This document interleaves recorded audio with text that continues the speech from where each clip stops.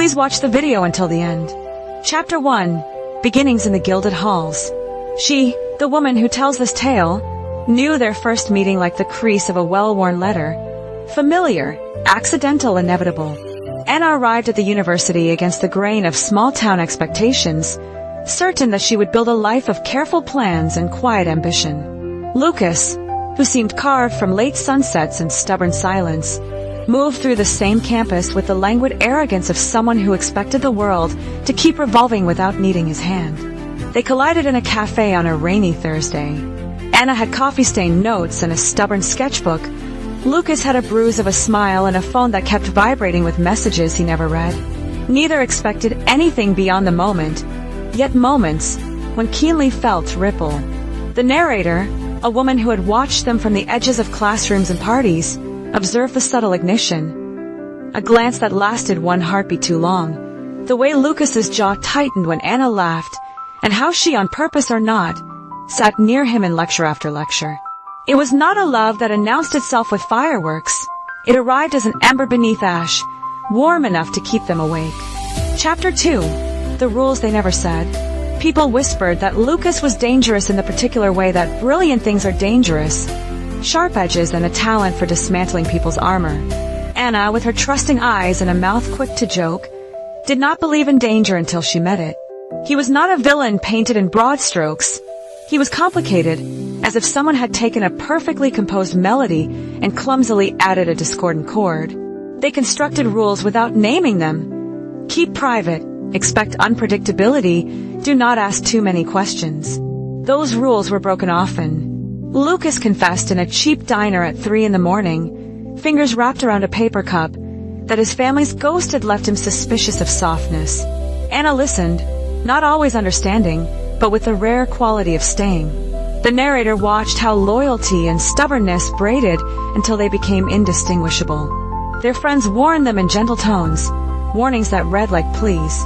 Yet the more they tried to define what was right, the less control anyone had. The narrator, who had once loved with a dangerous hope of her own, could see the pattern and feared it. Still, she could not deny the tenderness that sometimes broke through, an apology left on a napkin, a hand pressed to a forehead at midnight, an impulsive bouquet of flower-dusted peonies. Those were the moments the narrator kept in her pocket like talismans. Chapter 3. Secrets at Midnight. Secrets were the currency of their relationship. Small ones, then large, transferred and hoarded until the vault overflowed. Lucas had a past Anna could not map, a sequence of names, cities, accusations she could barely speak aloud. He protected some memories like a bruised animal, and the narrator watched how protection sometimes morphed into possession. Anna, in her own quiet way, had scars, dreams she had given up on, a first love left incomplete, a strained relationship with a family who wanted her to be simpler than she was. She gave Lucas space to be as wild as he needed, and he both cherished and punished that generosity. Arguments became their secret ritual, explosive, exhausting, then oddly clarifying. After each storm they found each other, both smaller and larger for having weathered it. One night, weeks into their entanglement, Lucas drove Anna out of the city to a cliff that watched the ocean like a sleeping sentinel. He was vulnerable in a way he never let anyone see, stirring a box of papers that smelled of dust and rain. The narrator, standing a few feet away under a sky that had memorized their faces, remembered thinking that the truth could either free them or shatter them. It was a truth that demanded reckoning, and reckoning came with a price. Chapter 4. Break and Bloom. The fall was not cinematic. It was a slow unwinding. Missed calls, slammed doors, nights of silence full of 100 small betrayals. They hurt each other in ways that could not be easily excused. Anna left one morning with a suitcase and a stubborn resistance to being loved in halves. Lucas, for the first time, faced the terror of losing the person who reflected him best. Months of absence softened and sharpened them both. Anna poured herself into studies and late shifts at a gallery, learning to stitch her own confidence back into place. Lucas, quieter now, moved through the world with the realization that his past would not be outrun, but must be understood. He took small steps, a letter left in the library, a song he sent at 2 a.m, a conversation with someone he'd hurt. The narrator took notes, not as a voyeur, but as someone invested in their survival. She saw the tiny gamuts of change, the way Lucas asked before he entered a room where Anna worked, the way Anna smiled more easily at the memory of earlier chaos. Reconciliation is not a tidy thing. It is a deliberate practice, built out of apologies that are not performances and promises that are followed with deeds. Chapter 5, The Reckoning of Love. They met again at the edge of winter, when the city smelled of rain and lemon-scented coffee. Lucas approached with the clumsy courage of a man who had learned humility. Anna listened with the patient strength of someone who had rebuilt herself without asking permission. They spoke of fear and forgiveness, of the small cruelties they had inflicted, and the larger truths they had been afraid to own. A crisis arrived, an accusation from Lucas's past, a confrontation that threatened to undo the fragile tapestry they were weaving.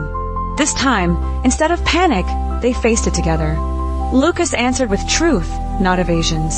Anna, for her part, chose to stand with him, not because she refused to see the faults, but because she had assessed them and chosen to love anyway. It was a reckoning that did not end with a neat bow. There were apologies required, consequences to accept, and days when shadows still lingered between them. Yet through struggle, a different intimacy grew, the intimacy of two people who have been honest enough to break and brave enough to stay. The narrator watched, with the kind of satisfaction reserved for those who see growth, as love became a horizon they could both aim toward. Chapter 6, Quiet Revelations. In the aftermath, life did not transform into perpetual bliss. Rather, it settled into a quieter, more honest rhythm. Anna and Lucas learned to love in small, deliberate ways, making coffee when the other forgot, leaving notes that said simply, "I'm proud of you," and admitting when they were wrong. The narrator, who had feared their story would be another cautionary tale, felt something like relief bloom. There were still moments when the past hissed at the edges of their days, but the solidity of their present allowed them to meet it without dissolving. They built a small tradition of walking to the park on Sundays, an ordinary habit that, for the narrator, signified something profound, the architecture of a life lived intentionally. In the final observation, the woman who tells this tale realizes she has learned from them too. She learned that love is less a clasping of hands and more a deliberate choice made over and over. She learned that people can change when they are willing to witness each other's failures without cataloging them as evidence for an inevitable end. And so Anna and Lucas walked forward, imperfect and committed, into days that were unremarkable and therefore, in their way, miraculous. The narrator, having watched, felt privileged to have borne witness to their reckoning and to the gentle bloom that followed. Please subscribe to the channel, activate notifications, give the video a like, comment below, and share the video.